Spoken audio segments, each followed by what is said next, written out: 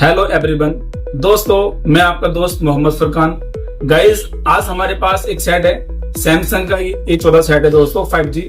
Customer का कहना है कि ये सेट ऑटोमेटिक बंद हो गया है। ठीक है, तो इस सेट को आज हम रिपेयर करने वाले हैं। तो गाइस, इस सेट के अंदर जो प्रॉब्लम आती है दोस्तों, को UFS से प्रॉब्लम आती है, आपको मालूम है, जो कि 3 पॉइंट हमको आने पड़ते हैं तो हमारा फोन दोस्तों ओके हो जाता है। और कस्टमर का कहना है कि ये फोन पहले भी रिपेयर हो चुका है। तो हम देखते हैं कि इसकी UFS में प्रॉब्लम है या उस बंदे ने इसके 3 पॉइंट बनाए या नहीं बनाए। आज की दोस्तों वीडियो है वो काफी अच्छी होने वाली है। अगर आपको भी मोबाइल रिपेयरिंग का कोर्स करना है तो आप हमारे दिए गए नंबर पे कांटेक्ट करें और आप दोस्तों हमारे शॉप पर विजिट करें। हम दोस्तों अपनी शॉप पर ही रिपेयरिंग सिखाते हैं, बेसिक टू एडवांस।